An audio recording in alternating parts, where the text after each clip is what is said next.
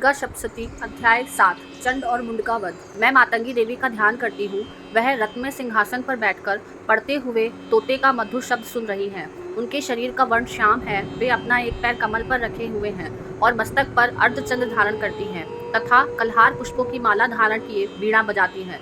उनके अंग में कसी हुई चोली शोभा पा रही है। वह लाल रंग की साड़ी पहने हाथ में शंख भय पात्र लिए हुए हैं। उनके वदन पर मधु का हल्का हल्का प्रभाव जान पड़ता है और ललाट में बेदी शोभा दे रही है। ऋषि कहते हैं, तदंतर शुंभ की आज्ञा पाकर वे चंड मुंड आदि दैत्य चतुरंगड़ी सेना के साथ अस्त्र शस्त्रों से सुसज्जित हो चल दिए। फिर गिरिराज हिमालय के सुवर्णमय ऊंचे शिखर पर पहुंचकर उन्होंने सिंह पर बैठी देवी को देखा। वह मंद मंद मुस्कुरा रही थी। उन्हें देखकर दैत्य लोग तत्परता से पकड़ने का उद्योग करने लगे। किसी ने धनुष तान लिया, किसी ने तलवार संभाल ली और कुछ लोग देवी के पास आकर खड़े हो गए।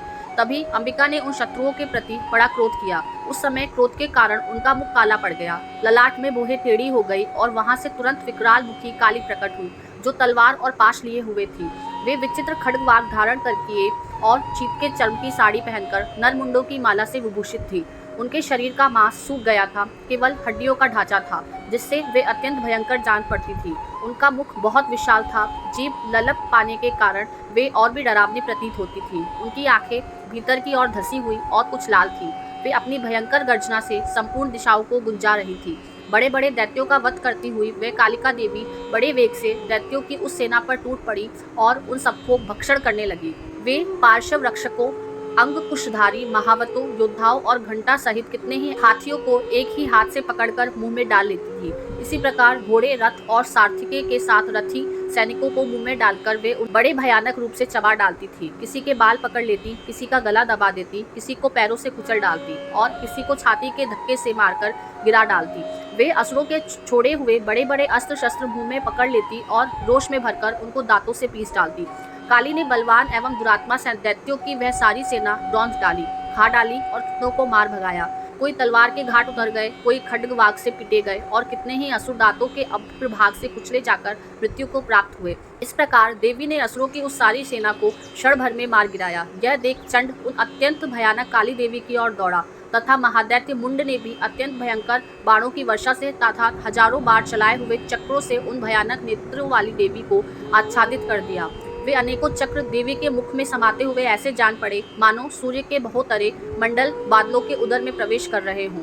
तब भयंकर गर्जना करने वाली काली ने अत्यंत रोष में भरकर विकट अट्टहास किया। उस समय उनके विकराल वदन के भीतर कठिनता से देखे जा सकने वाले दांतों के प्रभाव से अत्यंत उज्जवल दिखाई देती थी। देवी ने बहुत बड़ी तलवार हाथ में ली, हाँ का उच्चारण करके चंड पर धावा किया और उसके केश पकड़कर उसी तलवार से उसका मस्तक काट डाला।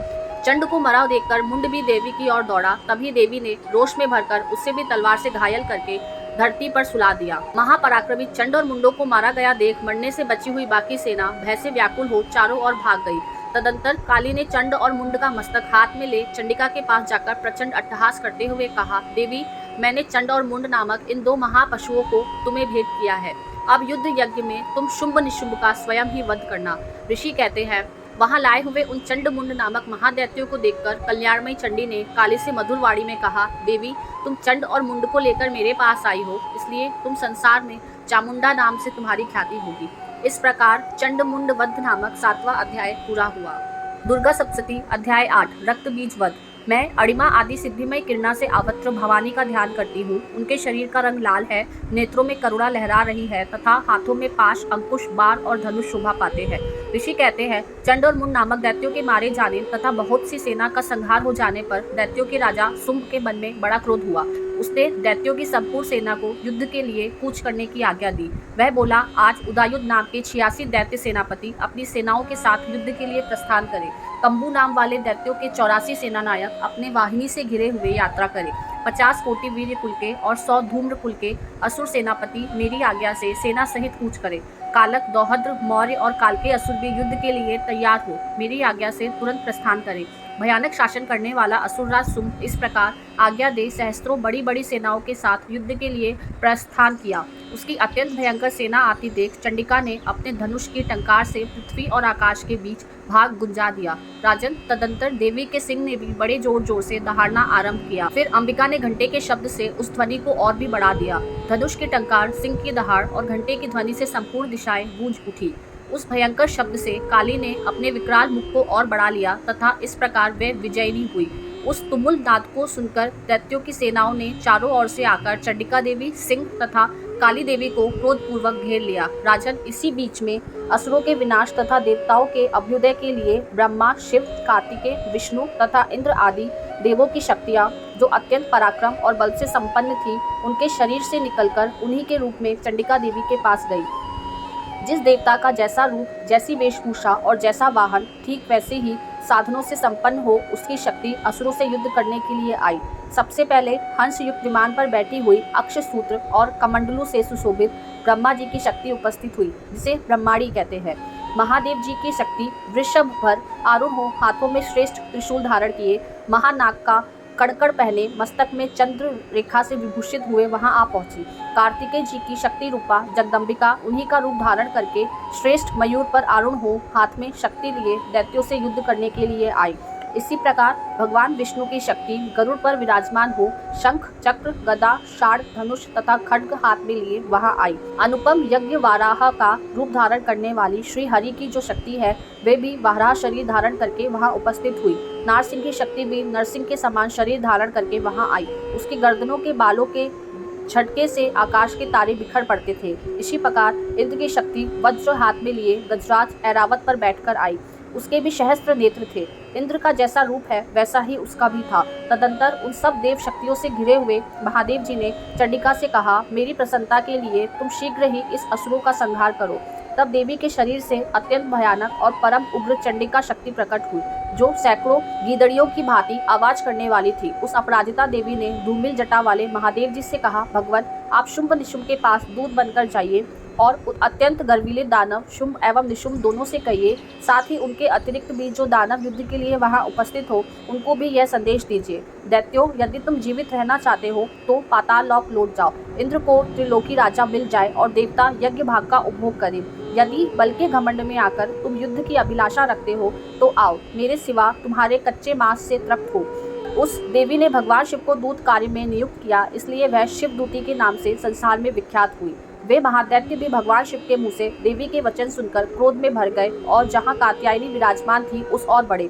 तदंतर वे दैत्य आरबश में भरकर पहले ही देवी के ऊपर बाण, शक्ति और ऋषि आदि अस्त्रों की वृष्टि करने लगे। तब देवी ने भी खेल खेल में ही धनुष की टंकार की और उस छोड़े हुए बड़े बड़े बाणों द्वारा दैत्यों के चलाए हुए बाण, शूल, शक्ति और फरसों को काट डाला। फिर काली उनके आगे होकर शत्रुओं को शूल के प्रहार से विदीर्ण करने लगी और खड्गवाक से उनका कपचुंबर निकालती हुई रणभूमि में विचरने लगी। ब्रह्माणी भी जिस और दौड़ती उसी और अपने कमंडलू का जल छिड़ककर शत्रुओं के औज और पराक्रमों को नष्ट कर देती थी। माहेश्वरी ने त्रिशूल से तथा वैष्णवी ने चक्र से और अत्यंत क्रोध में भरी हुई कुमार कार्तिकेय की शक्ति से दैत्यों का संहार आरंभ किया। इंद्र शक्ति के वज्र प्रहार से विदीर्ण हो सैकड़ों दैत्य दानव रक्ति की धारा बहाते हुए पृथ्वी पर सो गए। वाराही शक्ति ने कितनों को अपनी थुथुन की मार से नष्ट किया, दाढ़ों के अग्रभाग से कितनों की छाती छेद डाली और कितने ही दैत्य उससे चक्र की चोट से विदीर्ण होकर गिर पड़े। नारसिंगी भी दूसरे महादैत्यों को अपनी नखों से विदीर्ण करके खाती हुई सिंहनाद से दिशाओं एवं आकाश को गुंजाती हुई युद्ध क्षेत्र में विचरने लगी। कितने ही असुर शिवदूती के प्रचंड अट्टहास से अत्यंत भयभीत हो पृथ्वी पर गिर पड़े और गिरने पर उन्हें शिवदूती ने उस समय अपना ग्रास बना लिया। इस प्रकार क्रोध में भरे हुए मातृगणों को नाना प्रकार के उपायों से बड़े बड़े असुरों का मर्दन करते देख दैत्य सिंह भाग खड़े हुए। मातृगणों से पीड़ित दैत्यों को युद्ध से भागता देख रक्त बीज नामक महादैत्य क्रोध में भरकर युद्ध करने के लिए आया। उसके शरीर से जब रक्त की बूंद पृथ्वी पर गिरती तब उसी के समान शक्तिशाली एक दूसरा महादैत्य पृथ्वी पर पैदा हो जाता। महासुर रक्तबीज हाथ में गदा लेकर इंद्र शक्ति के साथ युद्ध करने लगा। तब ऐन्द्री ने अपने वज्र से रक्तबीज को मारा। वज्र से घायल होने पर उसके शरीर से बहुत सा रक्त चूने लगा और उससे उसी के समान रूप तथा पराक्रम वाले योद्धा उत्पन्न होने लगे। उसके शरीर से रक्त की जितनी बूंदें गिरी उतने ही पुरुष उत्पन्न हुए। वे सब रक्त बीज के समान ही वीर्यवान, बलवान और पराक्रमी थे। वे रक्त से उत्पन्न होने वाले पुरुष भी अत्यंत भयंकर अस्त्र शस्त्रों का प्रहार करते हुए मातृगणों के साथ घोर युद्ध करने लगे। पुनः वज्र के प्रहार से जब उसका मस्तक घायल हुआ तब रक्त बहने लगा और उससे हजारों पुरुष उत्पन्न हो गए। वैष्णवी ने युद्ध में रक्त बीज पर चक्र का प्रहार किया तथा ऐन्द्री ने उसे दैत्य सेनापति को गदा से चोट पहुंचाई। वैष्णवी के चक्र से घायल होने पर उसके शरीर से जो रक्त बहा और उससे जो उसी के बराबर आकार वाले सहस्त्र महादैत्य प्रकट हुए, उनके द्वारा संपूर्ण जगत व्याप्त हो गया। कौमारी ने शक्ति से, वाराही ने खड्ग से और माहेश्वरी ने त्रिशूल से महादैत्य रक्तबीज को घायल किया। क्रोध में भरे हुए उस महादैत्य रक्तबीज भी गदा से सभी मातृ शक्तियों पर पृथक पृथक प्रहार किया। शक्ति और शूल आदि से उनके बार बार घायल होने पर जो शरीर से रक्त की धारा पृथ्वी पर गिरी, उससे भी निश्चय ही सैकड़ों असुर उत्पन्न हुए। इस प्रकार उस महादैत्य के रक्त से प्रकट हुए असुरों द्वारा संपूर्ण जगत व्याप्त हो गया। इससे उन देवताओं को बड़ा भय हुआ। देवताओं को उदास देख चंडिका ने काली से शीघ्रता पूर्वक कहा, चामुंडे, तुम अपना मुख और भी फैलाओ तथा मेरे शस्त्रपात से गिरने वाले रक्त बिंदुओं और उनसे उत्पन्न होने वाले महादैत्यों को तुम अपने उस उतावले मुख से खा जाओ। इस प्रकार रक्त से उत्पन्न होने वाले महादैत्यों का भक्षण करती हुई तुम रण में विचरती रहो। ऐसा करने से उस दैत्य का रक्त क्षीण हो जाने पर वह स्वयं ही नष्ट हो जाएगा।